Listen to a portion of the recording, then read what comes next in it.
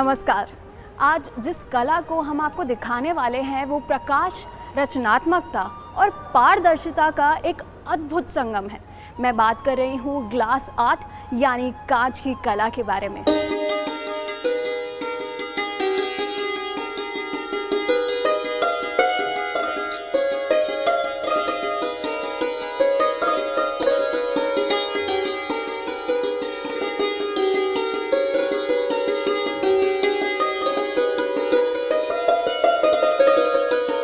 तो दस्तकारी की दुनिया की आज की पेशकश में जिस कलाकार से हम आपको मिलवाने वाले हैं, उन्होंने 32 साल का अनुभव रख हर एक कांच के टुकड़े को एक मास्टरपीस में बदला है। तो आइए आपको मिलवाते हैं ज़फ़र अहमद जी से।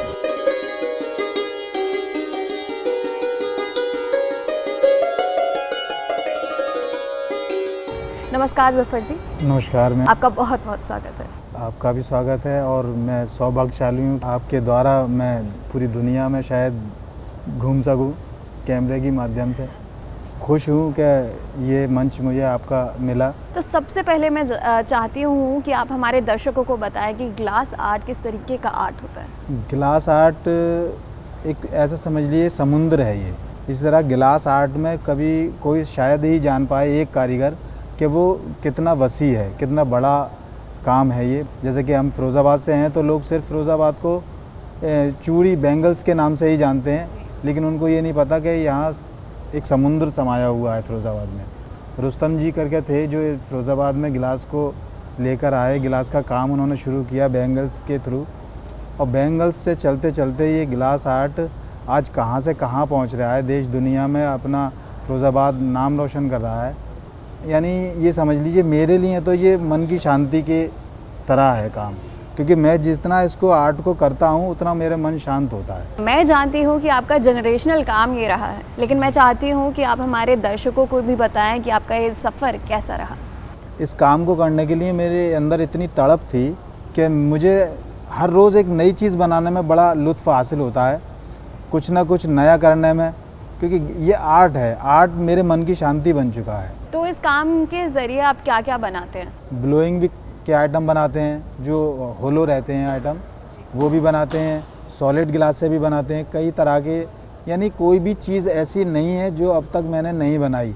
जैसे कि मैं देख पा रही हूँ कि कहीं कहीं रंग है, लेकिन कहीं कहीं ट्रांसपेरेंट चीज़ें भी बनाई गई हैं जिसमें रंग नहीं डाले हैं। तो उनका अलग अलग क्या नाम है, कैसे जो कैटेगरी है इनकी अलग है? ये जैसे ये पीस है, अभी इसमें कोई कलर नहीं है, लेकिन अभी हमें कलर डाल के बनाना होता है। तो जैसे कि अब ये कैमिल का सेट है, ये शेख हैं इनको शेख जी को बनाया हमने। अब इसमें ये आप जो ऊपर पिंक कलर देख रहे हैं, ये पिंक कलर ऑलरेडी कलर होता है, सॉलिड कलर की रॉड रहता है, उसको हम इस पर टच करके बनाते हैं पिघलाकर, और वाइट कलर को मिक्स करके बनाते हैं इसको। अभी इसमें कोई भी कलर ऐसा नहीं है जैसे कि बुरिश से कैनवास पे लोग भर देते हैं, ऐसा बुरिश से हम नहीं भरते हैं इसमें कलर, सॉलिड कलर को ही इसमें टच करते हैं।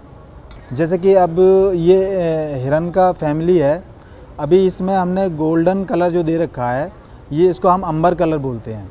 अभी हमने इसको ब्रशिंग से, जैसे कैनवास पे ब्रश से कर देते हैं, उस तरह से नहीं हम करते हैं इसको। ऑलरेडी गिलास ही हमारा रॉड रहता है, सॉलिड रॉड, तो उस गिलास को ही हम पिघलाकर इसके गिलास के ऊपर ही मेंट करके चढ़ाते हैं। फिर इस पर सॉलिड पेस्ट कलर जो लगा रखा है, वाइट कलर, उसका हमने टेक्सचर दिया है जिससे कि नेचुरलिटी लगे। अब इसी में हमारा एक हिरन और बनता है जिस पर कोई कलर नहीं होता, क्लियर गिलास रहता है, उसका भी मैं आपको दिखा देता हूँ कि जैसे ये क्लियर गिलास में है हमारा, ये बिल्कुल इसमें कोई कलर कुछ नहीं। कुछ लोग इसको ही पसंद करते हैं, उनको कलरफुल नहीं अच्छे लगते। तो नेचर पे आप बहुत ज़्यादा काम करते हैं, जैसे कि मैं देख पा रही हूँ कि सबसे ज़्यादा यहाँ पे बर्ड्स हैं, एनिमल्स हैं, इसके बारे में बताइए। हमेशा नेचर से ही इतना इंस्पिरेशन क्यों मिलती है आपको अपने प्रोडक्ट्स के लिए? नेचर जो है इंसान की ज़िंदगी की शुरू और एंड नेचर पे ही रहना है। सेरेंडिपिटी आर्ट फेस्टिवल रहता है गोवा में, उसके लिए हमने एक ट्री बनाया था, ट्री ऑफ लाइफ। वो 3 फुट का था, उसमें एक समुद्र की थीम बनाई थी। उसमें बहुत सारे जीव जंतु, स्नैक्स वगैरह, और बहुत से जीव जंतु, कांतर बात, बहुत से छोटे कीड़े मकोड़े भी थे। तो वो बहुत ही, नेचर एक इंसान को शांति देता है, अगर आप कोई फ्लावर का पेड़, उस पर एक आध चिड़िया बैठी हुई है, इस तरह का आपने घर में लगाएंगे तो एक उसे देख के आपको शांति सी भी महसूस होती है, जैसे कि हम नेचर में घूम रहे हैं।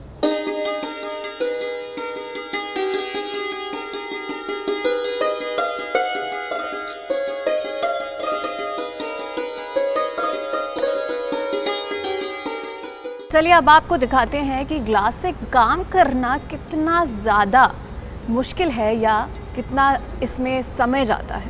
तो ज़फ़र जी, आप हमें बताएं कि एक छोटे से छोटे कांच के पीस को बनाने में कितना समय लगता है? मिनिमम 10 से 15 मिनट तो एक पीस में लग जाते हैं, अगर छोटे से छोटा पीस बनाते हैं। अभी हम जो राष्ट्रीय पक्षी बनाएंगे उसमें लगभग 10 से 15 मिनट लगेंगे, क्योंकि छोटा पीस बनाएंगे हम, ज़्यादा बड़ा नहीं बनाएंगे। काफ़ी टाइम, पूरा दिन भी लग जाता है किसी किसी पीस में। ये जो आपने रंग बिरंगा ग्लास रखा हुआ है, कितने तरीके के ग्लास अभी यहाँ पे रखे हुए हैं?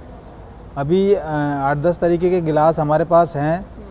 और ये एक गिलास ये क्लियर का, एक गिलास हमारा ये ब्लू कलर का आएगा काम में। अभी हम एक अंबर कलर जो मैंने बताया था, ये अंबर कलर बोलते हैं हम, जो हल्का का होकर गोल्डन कलर जैसा लगता है। एक गोल्डन कलर भी है, ये येलो कलर बोलते हैं इसको। और अभी हम ये 4 कलर एक इसमें मिलाकर पीस बनाएंगे। अगर क्योंकि अलग तरीके का कांच है तो उसका क्या टेम्परेचर भी अलग हो जाता है जब आप उसको हीट करते हैं? हाँ जी, हाँ जी। जैसे कि हमें गिलास को सिर्फ इसको सॉफ्ट करना है, यानी मोड़ना है, तो लगभग हमें 800 साढ़े 800 डिग्री पर ये सॉफ्ट हो जाएगा। लेकिन अब हमको इसको 2 गिलास आपस में टच करने हैं, जैसे कि हमने 2 गिलास टच करने हैं, तो हमारा लगभग 1100 से लेके 1250 तक का टेम्परेचर हमें चाहिए होता है। उससे ज़्यादा हमें करना है, एकदम पानी बनाना है, तो हमारा 1800-1900 टेम्परेचर पहुंच जाता है।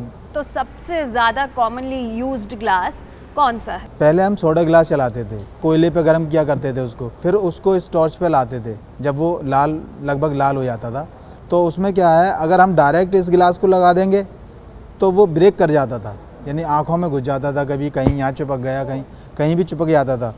तो उसको हम गर्म करके फिर इसमें लगाते थे। लेकिन फिर एक स्टेप आगे बढ़ा काम, एक ऑक्सीजन आई, LPG आया। तो इसके आने से क्या हुआ, एक गिलास और आया हमें, इम्पोर्टेड गिलास बाहर से हम इंपोर्ट करते हैं इंडिया में, बोरोसिलिकेट गिलास। अभी इस गिलास में क्या है कि ये बहुत हार्ड रहता है, तो इसको अगर हम डायरेक्ट फ्लेम के आगे लगाते हैं तो ये ब्रेक नहीं करता है। क्योंकि कांच एक बहुत ही अनप्रिडिक्टेबल मैटर है, किस तरीके से वो बनने वाला है और किस तरीके से वो रंग लेने वाला है और कैसा रंग लेने वाला है, वो हर बारी पता नहीं होता है। तो उससे आप कैसे काम करते हैं? अभी हमें पहले से सोचना पड़ता है कि हमें इसमें कौन सा कलर यूज़ करना है। तो अभी ब्लू कलर करना है, जैसे कि हम वो बनाएंगे, राष्ट्रीय पक्षी बनाएंगे पीकॉक, तो उसमें हमें ब्लू कलर देना है उसकी गर्दन में। जी, तो चलिए ज़फ़र से शुरुआत करते हैं, लेकिन उसके साथ ही हमें बता दीजिए कि कितने स्टेप्स रहते हैं इसमें और उनके क्या क्या नाम हैं? जैसे कि सबसे पहले हम जो उसको ड्रॉ बोलते हैं, तो जो पहला गिलास होता था उसके बगैर ड्रॉ के हम नहीं बना पाते थे। जैसे इधर देख रहे हैं आप, ये स्टिक मोटी है इधर से और इधर से पतली हो गई है, कि सपोज़ हमें कोई पीस 50 ग्राम का बनाना है, तो हमने उतना यहाँ से मेंट किया और इसको खींच दिया, ऐसी स्टिक बन गई। इधर से हमने काट दिया, इधर से काट दिया और रख दिए। हमें 20 पीस बनाने हैं तो 20 बेलन बना लिए। उससे क्या है कि पीस में लगभग सिमिलरिटी रहती है, एक साइज़ के रहते हैं। तो चलिए शुरुआत करते हैं सबसे पहले स्टेप की, जो कि आपने कहा ड्राइंग है।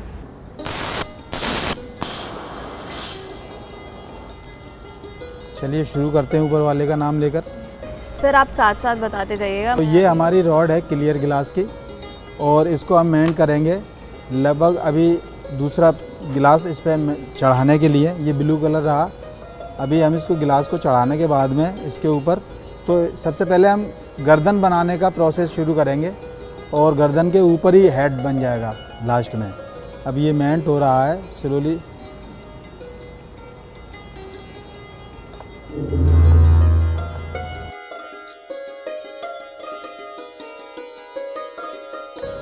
अभी ये ऐसा हो जाता है जैसे कि शहद रहता है ना, शहद की तरह मुलायम हो जाता है ये। अभी हम इस पे ये ब्लू कलर चढ़ाएंगे गर्दन को डबल शेडेड करने के लिए। ये हमने शुरुआत की। अब थोड़ा सा इसके ऊपर भी क्लियर गिलास के ऊपर भी हम चढ़ा देंगे, जिससे कि नीचे थोड़ा लाइट कलर आ जाए ब्लू का और ऊपर थोड़ा डार्क कलर आ जाए हेड की साइड पर। अभी ये हमारा गर्दन बनाने के लिए तैयार है लगभग। पीकॉक हमारा एक ऐसा पक्षी है, राष्ट्रीय पक्षी, जो बड़ा अच्छा लगता है देखने वाले को और हमें बनाने में भी बड़ा मज़ा आता है उसे, क्योंकि बनकर वो बड़ा सुंदर दिखता है मेल पीकॉक।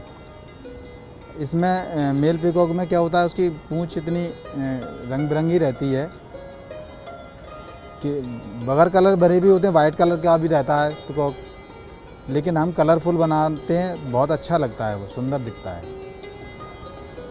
अभी ये शुरुआत है, ये अब हम इसको खींचेंगे, देखिए ना।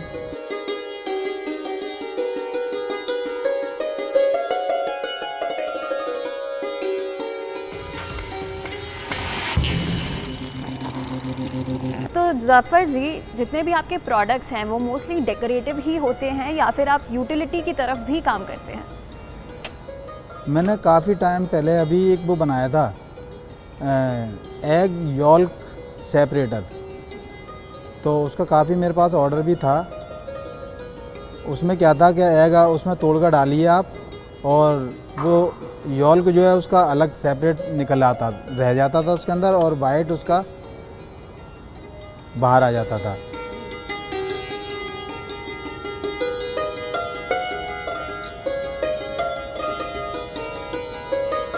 ये हमारा मोर तैयार है लगभग, उसकी गर्दन। अब हम इसको टच करेंगे पकड़ने के लिए। ये हमारी गर्दन बन गई पीकॉक की।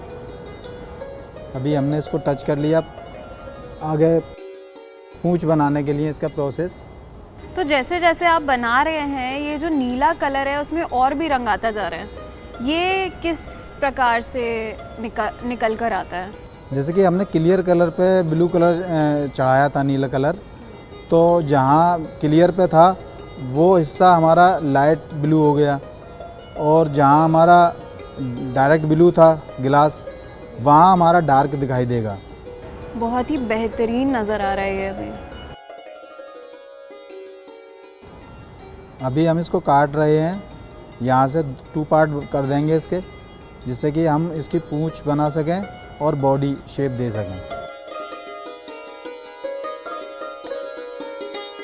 ये गिलास में ये खासियत होती है कि जैसे कि आयरन रहता है वो ऊपर तक गर्म होता चला जाता है, लेकिन गिलास क्या है कि वो ज़्यादा ऊपर जहाँ गलेगा उसके आसपास का एरिया गर्म रहता है, लेकिन ज़्यादा ऊपर तक उसकी हीट नहीं आती। अभी हम इसमें गिलास को शेडिंग के लिए 2 कलर मिलाएंगे, एक वाइट और एक रेड, जिससे कि थोड़ा शेडेड दिखाई दे उसमें। तो सर, आपका फर्स्ट स्टेज कंप्लीट हो चुका है, जिसको ड्राइंग बोलते हैं। ड्राइंग के बाद आप जो अभी शेडिंग कर रहे हैं, इस स्टेज को क्या बोलते हैं? ये अभी हम इसमें गिलास को शेड देने के लिए मिक्सिंग कर रहे हैं एक तरह से। तो कलर की मिक्सिंग कर रहे हैं इसमें हम। जैसे ये रेड कलर है, अब ये रेड कलर बॉडी में शाइन करेगा, थोड़ा सा रेडनेस दिखाई देगा उसका। अभी हम इसके पूंछ बनाने का प्रोसेस करेंगे। इस टूल का नाम क्या है सर जो आप इस्तेमाल कर रहे हैं? ये इसको हम प्लास बोलते हैं, और इस पर हमने एसएस के 2 पीस चिपका रखे हैं बेल्ट कर कर। तो ये दबाने के काम आता है हमारे, जैसे कि हम किसी चीज़ को पंच करके फ्लैट करने के लिए।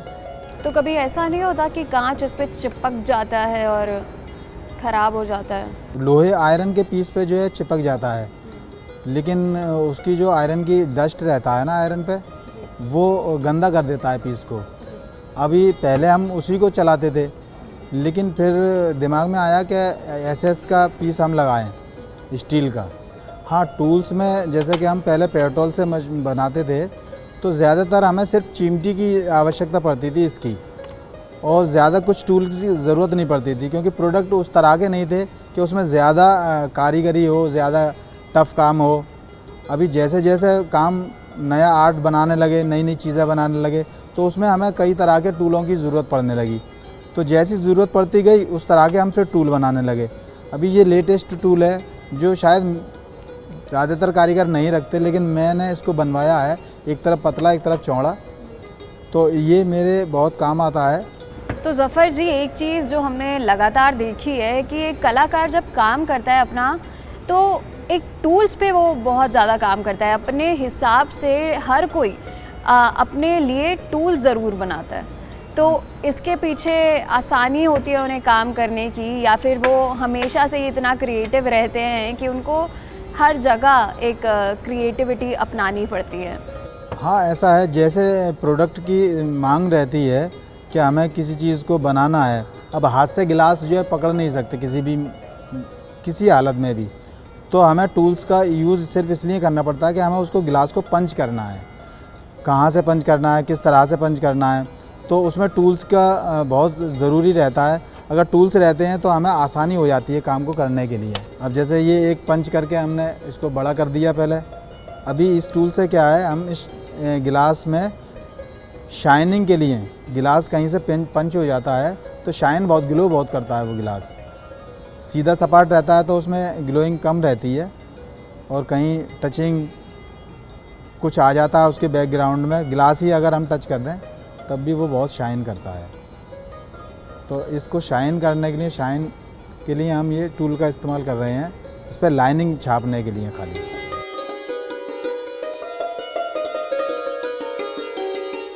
ये सिर्फ लाइन छापी है हमने इसमें, आप देख सकते हैं शाइन कर रहा है ये।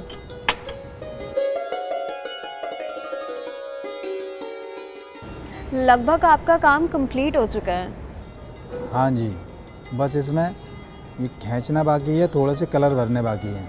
अभी इसमें पर लगेंगे साइड के, और पर हम खुले हुए नहीं लगाएंगे, उसके अंदर ही लगाएंगे, जैसे कि अपने पर पंख बंद करा हुआ है।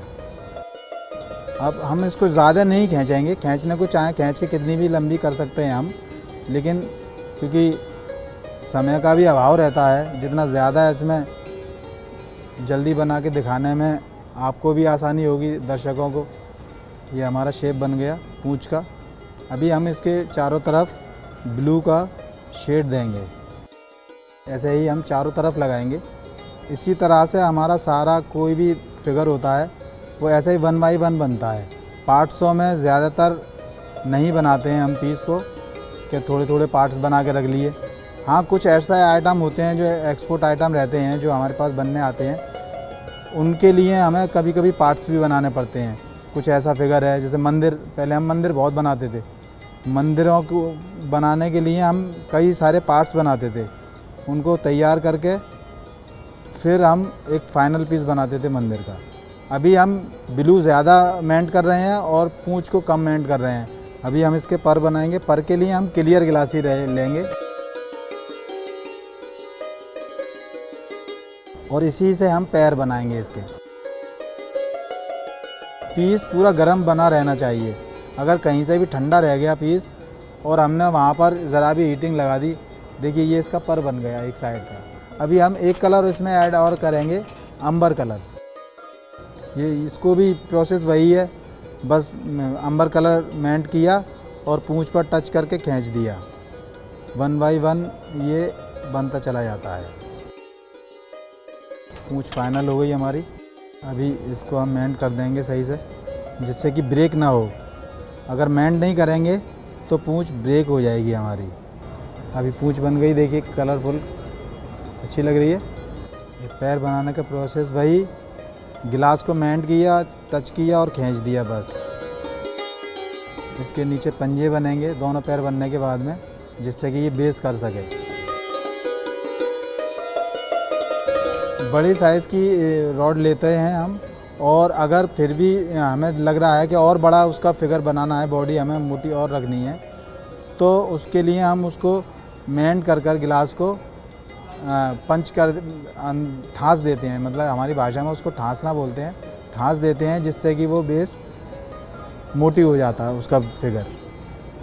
अभी ये प्रोसेस इसका पूरा हो गया।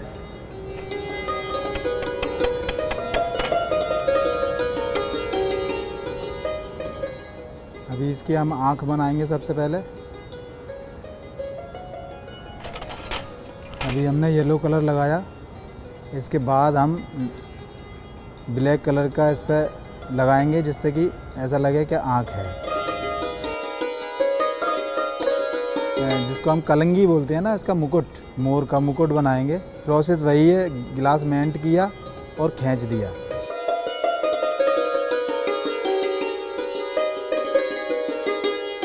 इसके ऊपर हम डॉट भी लगा सकते हैं और ज़रूरत नहीं है तो नहीं भी लगा सकते, उससे सुंदरता और बढ़ जाती है। अगर एक डॉट ऊपर लगा देंगे, ड्रॉप सा थोड़ा सा, ऐसा लगता है कि उसके ऊपर बीट्स लगा हुआ है।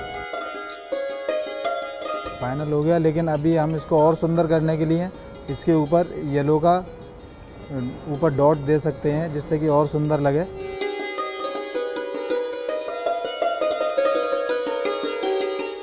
अभी हम इसकी चोंच बनाएंगे। चोंच हम रंगीन ही बनाते हैं, रेड कलर की, मुकुट के पीछे से, और थोड़ा सा इसको नीचे कर देंगे। ये हमारा मोर तैयार है। तो ग्लास वर्क के ज़रिए ये हमारा राष्ट्रीय पक्षी बहुत ही बेहतरीन अंदाज में हो गया है तैयार। तो इसके लिए मैं बहुत बहुत धन्यवाद करना चाहूँगी ज़फ़र जी का कि आज आप हमारे साथ जुड़े और आपने हर किसी बारीकी को हमें दिखाया और समझाया कि किस तरीके से ग्लास वर्क जैसा बहुत ही डिफ़िकल्ट आर्ट है जो कि किया जाता है, और बहुत ही ज़्यादा तेज़ी से आपने किया क्योंकि वो आपका अनुभव है, लेकिन हमें बहुत ज़्यादा अच्छा लगा। तो धन्यवाद, आज आप हमारे साथ जुड़े। आपका भी बहुत बहुत धन्यवाद, आपकी सारी टीम का बहुत बहुत धन्यवाद कि उन्होंने मुझे इस लायक समझा, मेरी कला को इतना महत्व दिया कि आप इसको देश दुनिया तक पहुंचाने के लिए आए, और बहुत बहुत धन्यवाद। हृदय से मैं आपका बहुत शुक्रगुज़ार हूं कि आपने मुझे कुंज से उठाकर पूरी दुनिया में फैलाने के लिए मेरे आर्ट को, और देश दुनिया में मैं चाहता हूं कि दुनिया के पैटर्न पे मेरे इंडिया का नाम हो। I love my India.